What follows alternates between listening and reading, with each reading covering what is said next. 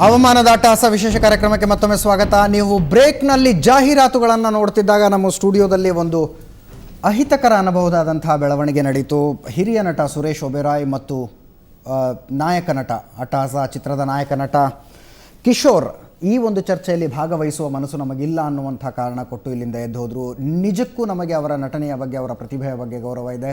ನಾನು ಮೊದಲನೇ ಸೆಗ್ಮೆಂಟ್ನಲ್ಲೇ ಮಾತಾಡ್ತಾ ಇದ್ದೆ, ಸುರೇಶ್ ಒಬೆರಾಯ್ ಅವರ ನಟನೆ ಯಾವ ರೀತಿ ಬಂದಿದೆ ಸಿನಿಮಾದಲ್ಲಿ ಅಂದರೆ ನಿಜಕ್ಕೂ ಸಾಕ್ಷಾತ್ ರಾಜ್ಕುಮಾರನ್ನ ಎದುರಿಗೆ ನೋಡ್ದಂಗೆ ಆಗುತ್ತೆ. ಇನ್ನು ಕಿಶೋರ್ ನಟನೆಯ ಬಗ್ಗೆ ಮಾತೇ ಆಡೋದು ಬೇಕಾಗಿಲ್ಲ, ಯಾಕಂದರೆ ಕರ್ನಾಟಕ ಚಿತ್ರರಂಗ ಕಂಡಂಥ ಅತ್ಯಂತ ಪ್ರತಿಭಾವಂತ ನಟರ ಪೈಕಿ ಒಬ್ಬರು ಕಿಶೋರ್. ಈ ಒಂದು ಚಿತ್ರದಲ್ಲಿ ವೀರಪ್ಪನ್ ಪಾತ್ರ ಬಹುಶಃ ಇನ್ಯಾರನ್ನು ಕರೆಸಿ ಮಾಡಿದರೂ ಕಿಶೋರ್ಗೆ ಸೂಟ್ ಆದಷ್ಟು ಆಗ್ತಾ ಇರಲಿಲ್ಲ. ಆ ಒಂದು ಪ್ರತಿಭೆನ ನೋಡೋದಕ್ಕಾದರೂ ನಾವು ಸಿನಿಮಾ ನೋಡಬೇಕು. ಆದರೆ ಚರ್ಚೆ ಆಗ್ತಾ ಇರೋದು ಇಲ್ಲಿ ಕಥೆಗೆ ಎಷ್ಟರ ಮಟ್ಟಿಗೆ ನ್ಯಾಯ ಸಿಕ್ಕಿದೆ, ಸತ್ಯಕ್ಕೆ ಎಷ್ಟರ ಮಟ್ಟಿಗೆ ನ್ಯಾಯ ಸಿಕ್ಕಿದೆ ಅನ್ನುವಂಥದ್ದು. ಇಡೀ ಸಿನಿಮಾ ನೋಡಿದ ನಂತರ ನಿಮಗನ್ಸೋದು ಕರ್ನಾಟಕದ ಪೊಲೀಸರು ವೀರಪ್ಪನ್ನಿಂದ ಏಟು ತಿಂದು ವಾಪಸ್ ಬಂದರು, ತಮಿಳುನಾಡು ಪೊಲೀಸರು ಬಂದು ಎನ್ಕೌಂಟರ್ ಮಾಡಿ ಕೊಂದು ಹಾಕಿದ್ರು ಅನ್ನುವಂಥ ಭಾವನೆ ಬರುತ್ತೆ. ಇದರ ಬಗ್ಗೆ ಚರ್ಚೆ ಮಾಡೋದಕ್ಕೆ ಜಿ.ಎ. ಭಾವ ಅವರು ಮತ್ತು ಗುರುರಾಜ್ ಅವರು ಇಬ್ಬರು ನಮ್ಮ ಜೊತೆಗಿದ್ದಾರೆ. ಜೊತೆಗೆ ನಾಗರಾಜ್ ಅವರು ನಮ್ಮ ಜೊತೆ ಸೇರಿಕೊಳ್ತಾ ಇದ್ದಾರೆ. ನಾಗರಾಜ್ ಕೂಡ ವೀರಪ್ಪನ್ ವಿರುದ್ಧದ ಕಾರ್ಯಾಚರಣೆಯಲ್ಲಿ ಬೇಹುಗಾರಿಕಾ ತಂಡದ ಪ್ರಮುಖ ಪಾತ್ರವನ್ನು ವಹಿಸಿದಂಥವರು. ನಾಗರಾಜ್ ಅವರು ನಮ್ಮ ಜೊತೆ ನೇರ ಸಂಪರ್ಕದಲ್ಲಿದ್ದಾರೆ. ನಾಗರಾಜ್ ಸರ್, ತಮ್ಮ ಕಾರ್ಯಕ್ರಮಕ್ಕೆ ಸ್ವಾಗತ. Thank you. ನಾಗರಾಜ್ ಸರ್, ವೀರಪ್ಪನ್ಗೆ ಸಂಬಂಧಪಟ್ಟಂಥ ಒಂದು ಸಿನಿಮಾ ಬಂದಿದೆ. ವೀರಪ್ಪನ್ಗೆ ಸಂಬಂಧಪಟ್ಟಂಥ ಯಾವುದೇ ಬೆಳವಣಿಗೆ ಆದರೂ ತಾವು ತಮ್ಮ ಕೋರ್ ಟೀಮ್ ಏನಿತ್ತು ಖಂಡಿತವಾಗಿಯೂ ನೆನಪಾಗೇ ಆಗ್ತೀರಿ. ಆದರೆ ಈ ಸಿನಿಮಾ ನೋಡಿದಂಥ ಸಂದರ್ಭದಲ್ಲಿ ಒಂದು ಭಾವನೆ ಏನು ಬರುತ್ತೆ ಅಂದರೆ, ವೀರಪ್ಪನನ್ನು ಮಟ್ಟ ಹಾಕಿದ್ದೇ ತಮಿಳುನಾಡು ಪೊಲೀಸರು, ಕರ್ನಾಟಕ ಪೊಲೀಸರು ಬರೀ ಆತನ ಕೈಯಲ್ಲಿ ಸತ್ತೋದ್ರು ಅನ್ನುವಂಥ ಭಾವನೆ ಬರ್ತಾ ಇದೆ.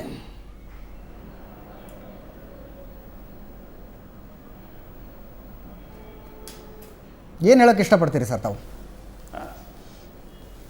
ನೋಡಿ, ಇದು ಮೊದಲಿಗೆ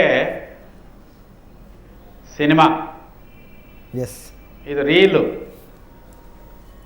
ನಾಟ್ ರಿಯಲ್. ಆದ್ದರಿಂದ ಕರ್ನಾಟಕ ಜನತೆಗೆ ನಾನು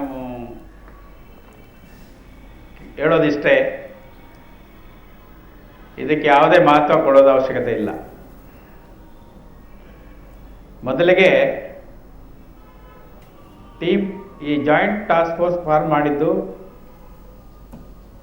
ಜಾಯಿಂಟ್ ಟಾಸ್ಕ್ ಫೋರ್ಸಲ್ಲಿ operational chief mister Shankar Bidri ಅವರನ್ನು ಮಾಡಿದ್ದು. ಅವರ ನೇತೃತ್ವದಲ್ಲಿ ನಾವೆಲ್ಲ ಆಪರೇಷನಲ್ ಟೀಮ್ಸ್ ಇದ್ದಿದ್ದು. ಆ ಒಂದು ಆಪರೇಷನಲ್ ಏರಿಯಾ ಎಷ್ಟಿದೆ ಅಂತ ಮೊಟ್ಟ ಮೊದಲ ಬಾರಿಗೆ ಇಡೀ ದೇಶಕ್ಕಲ್ಲ, ಇಡೀ ಪ್ರಪಂಚಕ್ಕೆ ತೋರಿಸಿದ್ದು ಮಾನ್ಯ ಶಂಕರ್ ಬಿದ್ರಿ ಸಾಹೇಬರು ಮತ್ತು ಅವರ ತಂಡ.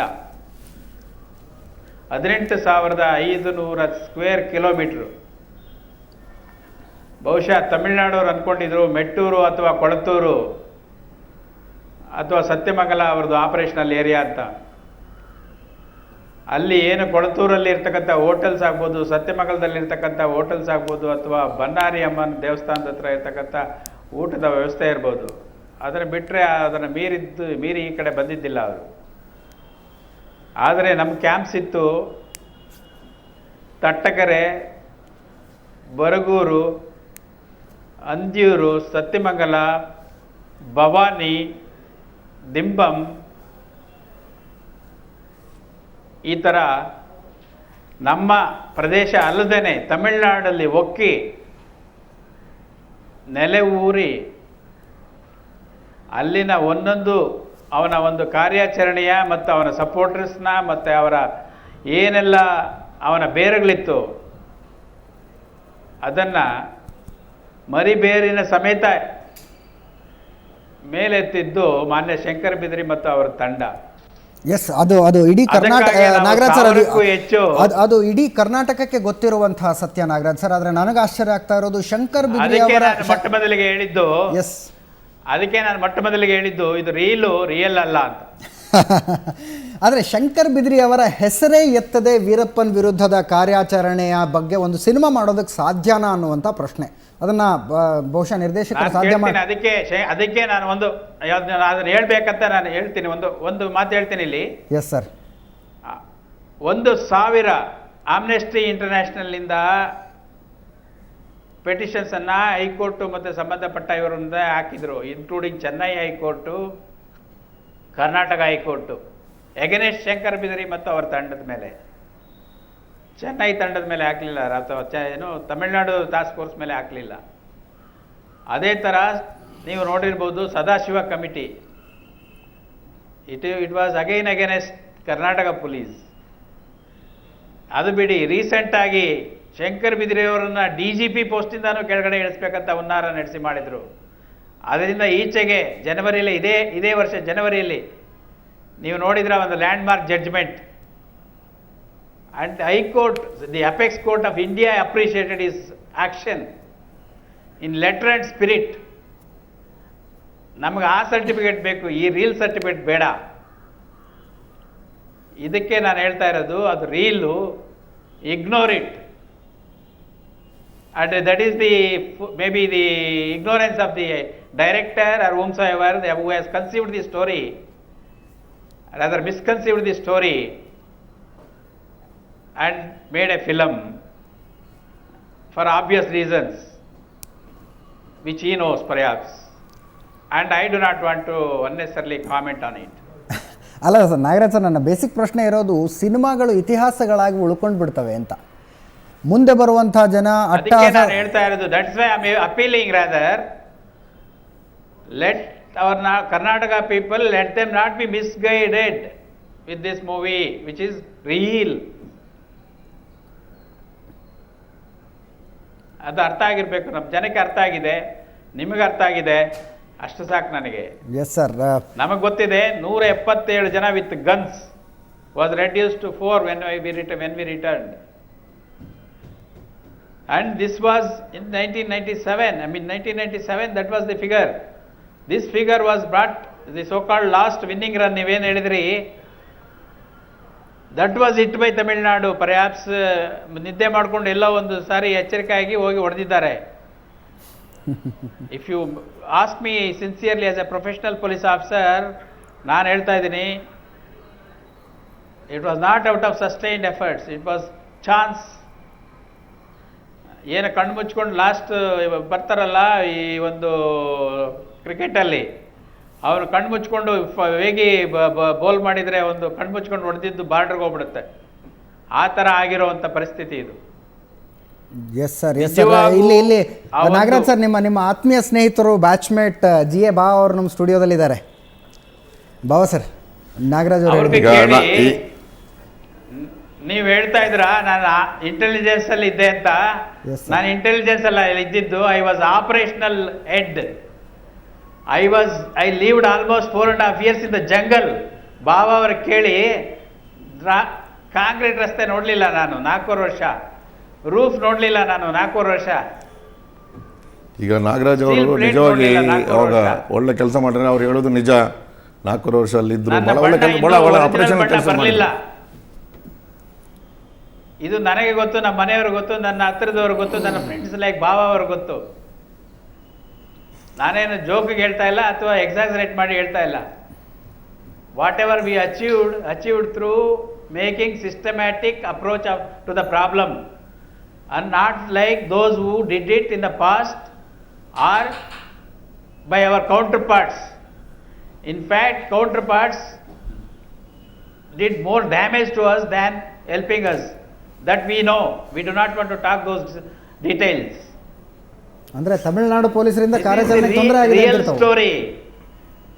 ರಿಯಲ್ ಸ್ಟೋರಿ ಬಿಟ್ಬಿಡಿ. ರಿಯಲ್ ಸ್ಟೋರಿಗೆ you give a marks which deserves.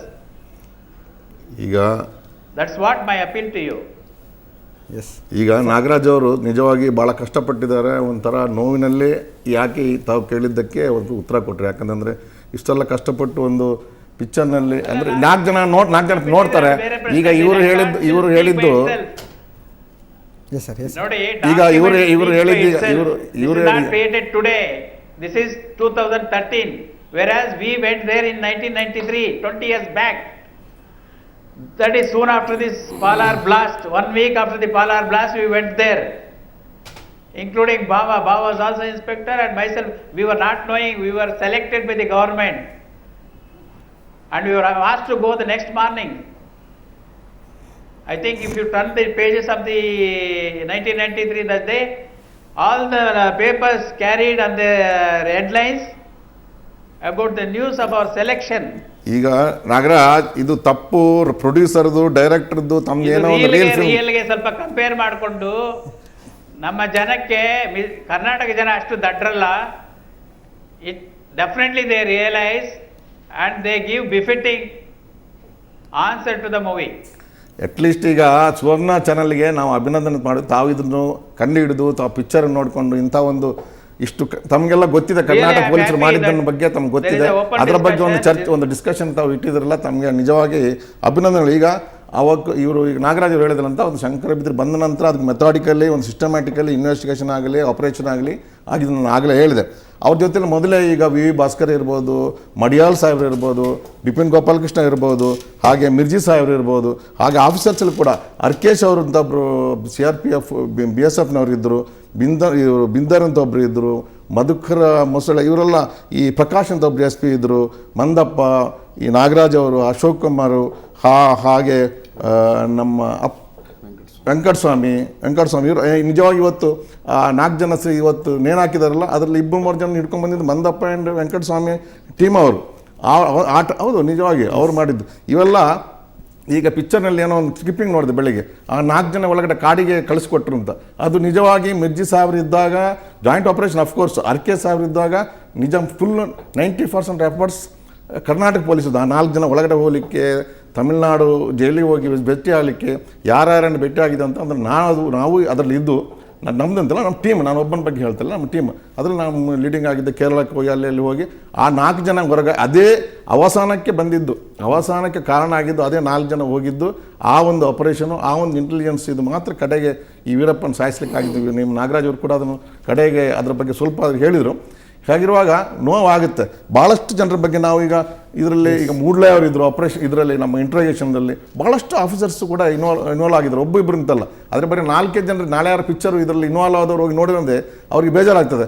ಕೆಲವರನ್ನೇ ಅದರಲ್ಲಿ ತಮಿಳ್ನಾಡಿನವ್ರನ್ನೇ ಆಗಲಿ ಇವ್ರನ್ನೇ ಆಗಲಿ ಅದನ್ನು ಎಕ್ಸಾರೇಟ್ ಮಾಡ್ಕೊಂಡು ತೋರಿಸಿ, ಆ್ಯಕ್ಚುಲ್ ಕೆಲಸ ಮಾಡಿದವರು ಕೆಳಗೆ ಆಪರೇಷನ್ ಇರ್ಬೋದು, ಈಗ ನಾಗರಾಜ್ ಇರ್ಬೋದು, ಮತ್ತೊಬ್ಬರು ಇರ್ಬೋದು, ಮೂಡ್ಲೆ ಇರ್ಬೋದು, ಮೊಸಳೆ ಇರ್ಬೋದು, ಇನ್ವೆಸ್ಟಿಗೇಷನ್ ಮಾಡಿದವರು, ಎಲ್ಲರದ್ದು ಪಾತ್ರ ಇಂಪಾರ್ಟೆಂಟ್.